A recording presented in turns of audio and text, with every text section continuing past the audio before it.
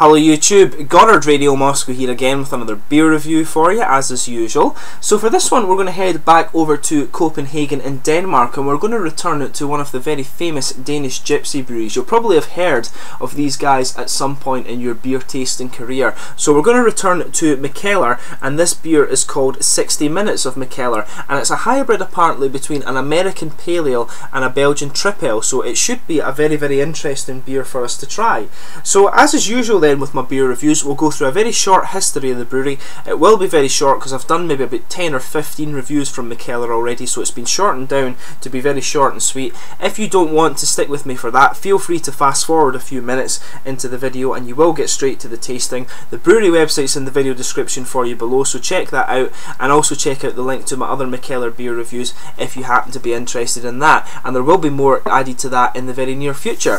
So anyway, as I mentioned to you at the start of the video, this is another one of the famous Danish gypsy breweries, and they were founded by Christian Keller and Mikkel Bjergso, although they're now exclusively run by Mikkel Bjergso, who actually used to be a teacher in physics and maths. But again, these guys are very influenced by the sort of American craft beer movement, and basically they started out as the home brewing experimentation of Christian and Mikkel, and they grew from there. And they actually presented these beers to their sort of beer tasting group, if you like. They were trying to clone beers that they had that they were reading about from America. They had these kind of brewing books from the States, and the pair of them started brewing these books together, and their beers went down a real treat in this beer group that they were in. And this beer group also gave birth to Thistle and also Evil Twin Brewing, who are actually over in the States, but it's Mikkel's brother who owns them, and it's Mikkel's students who actually own Thistle. So this beer group was very kind of fruitious, if you like, in producing some very good beers.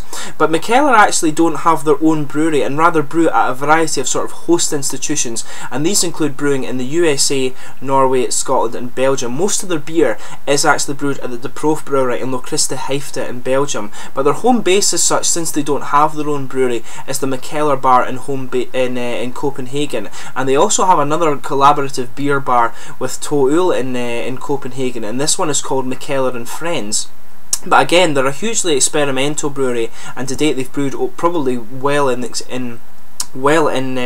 more than 1,000 beers. They've brewed a whole host of things, and it seems to be every couple of months they do have another 2 or 3 beers, or even more than that, come out. These guys are a very productive brewery, and they probably are kind of very close, if they haven't surpassed it already, to the 1,000 beer mark. Some really good stuff comes out of these guys. Again, the only unfortunate thing about Mikkeller is that they brew some excellent beer, but you probably will only see it once. They do seem to have a very small range of beers that seem to be available most of the time, but a lot of the time they are one-off brews and they just keep brewing new things. That was one of the things that actually led to Christian Keller leaving the brewery. He wanted to produce a small number of beers and have a sort of core range, whereas Mikkel wanted to actually produce a hell of a lot of beers.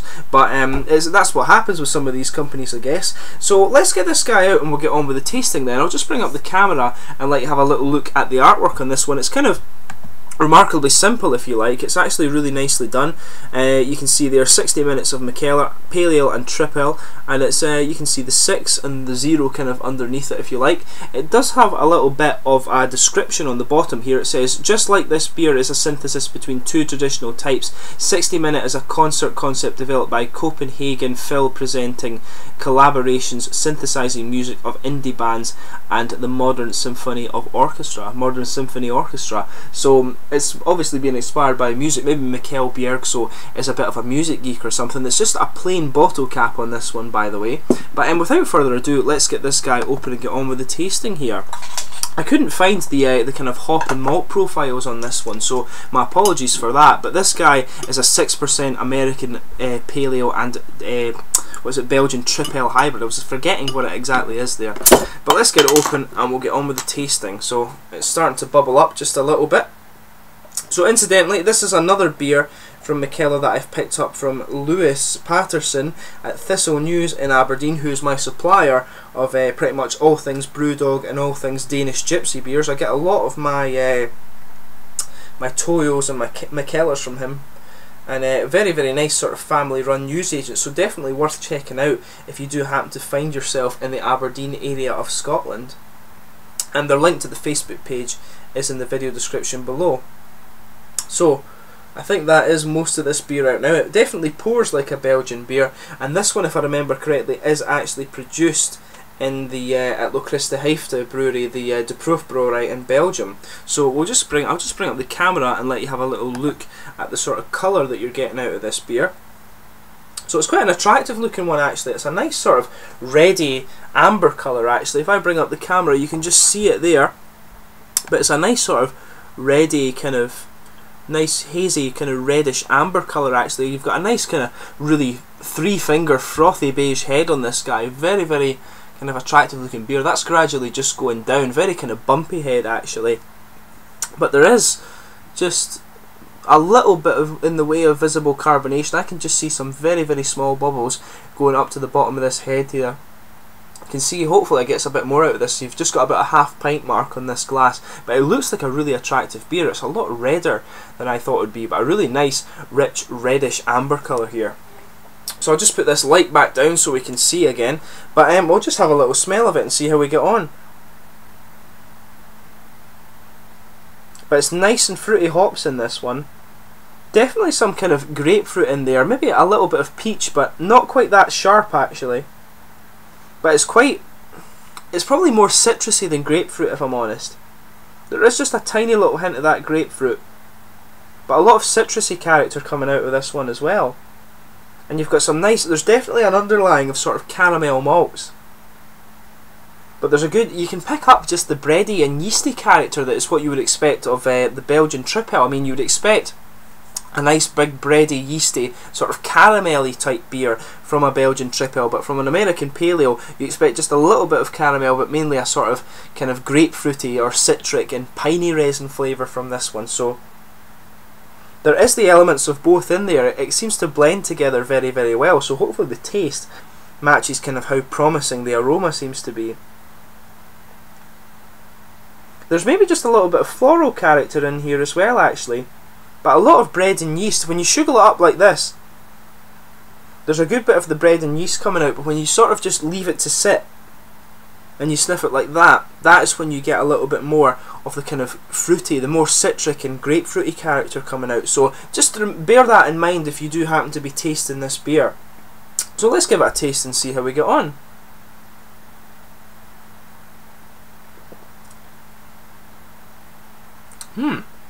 Very, very unusual actually. I mean, hybrids of styles are always very, very interesting, but this is definitely a really interesting one.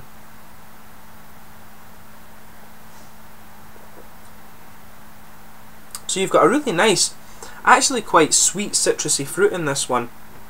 There's a lot of grapefruit coming out actually as well, and it's a little bit peachy. The grapefruit isn't quite as sour as it is normally, if that makes sense. It's more of a kind of sharper taste on the grapefruit here.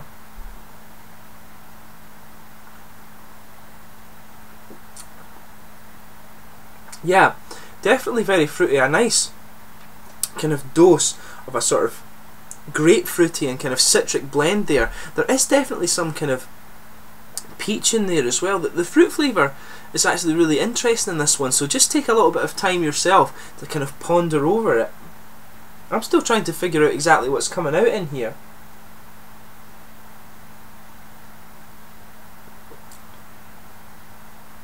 It's almost, I think there's definitely a little bit of kind of candied fruit in here as well.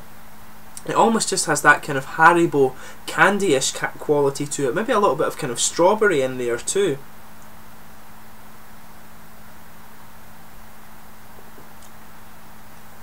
To me, the fruit character in this one, it's actually a little bit more kind of reminiscent of what you would expect from a Belgian Dubbel, if that makes sense, which is quite unusual because the beer does have the kind of caramel malty content that you would expect of a Tripel, if that makes sense. Usually you get a bit more of a kind of sharpish bitter character out of a Tripel, but the fruit in this one is more reddy, which is normally what you find in the kind of in the Tripel, the Dubbels and the quadrupels in Belgium. So it's a very kind of interesting hybrid, this one. But yeah, definitely some nice kind of citrus and grapefruity flavours coming out. The citrus just sits on the front of the tongue and gives you a nice sort of aromatic freshness actually. There's definitely the pine resin which is going around the edge of the tongue. That's the American Pale Ale part of the beer, definitely.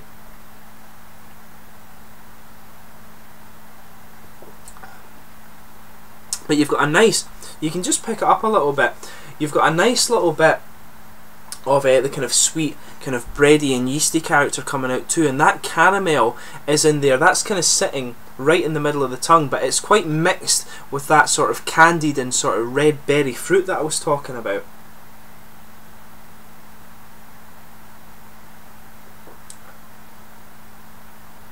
It's a really, really interesting one actually. The fruit in this one, I was expecting it to be a lot more citric, but it definitely has a lot of grapefruit and kind of, I think, reddish and candied fruit as well, which it's really interesting. It just seems a little bit more, as I say, like a Belgian Dubbel rather than a Tripel, if that makes sense. But you are picking up at the same time that kind of nice, thick caramel flavour that you expect, and that's coming in at the back of the palate.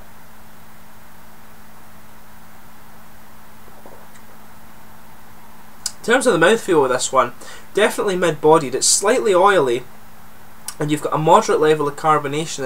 They seem to have the carbonation kind of just right on it. It's got a nice kind of wet mouthfeel to it, but it's got a nice lingering bitter character to it, which is what you expect from the American Pale Ale. And the caramel is just kind of sitting there a little bit. The caramel, I should point out, is very, very mild. You're just getting a little bit of it in the middle of the palate, but it's mainly the kind of citrusy and piney resins that's coming out. It's a very, very hop forward beer, this one, rather than kind of finding more the balance between the hops and the malts.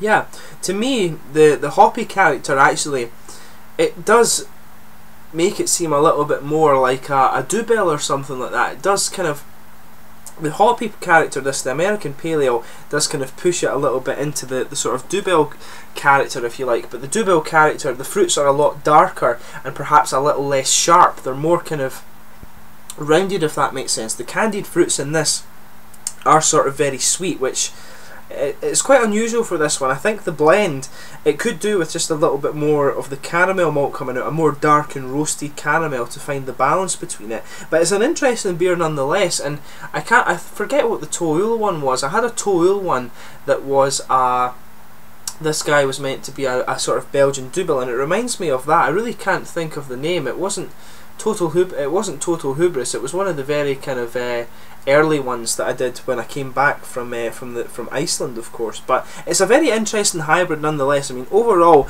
it's really interesting. It's pretty much like as I say, you're getting a lot of the hoppy character out that you would expect from the American Pale Ales, but it does have just a little bit of that kind of bready and yeasty character with the caramel malts that you would expect from the Belgian Tripel. But that kind of blend of flavour seems to push it, in my opinion, to being, it almost tastes a little bit like a very kind of candied fruit version of a Dubbel, which is quite interesting. So, I mean, if you want something that's very, very unusual, I would say definitely give this beer a try. It's definitely a sipper more than being a sort of sessionable beer, if that makes sense. And the mouthfeel of this one, definitely, as I say, mid-bodied, slightly oily. You've got a sort of moderate level of carbonation and just this nice lingering kind of bitter character from the fruits. It's a really interesting one. I mean, I feel I'm rambling a little bit with this one, but I hope you've enjoyed the beer review nonetheless. Let me know in the comments section your own thoughts on this if you do happen to have tried it. I will be adding to my sort of Mikkeller stockpile of beer reviews in the next little while. I do have a few more in my crate over there, so keep an eye out for those. Please like, subscribe, share, all the usual YouTube stuff. I hope you're still enjoying this series of beer reviews, and I will catch you soon with more. Cheers.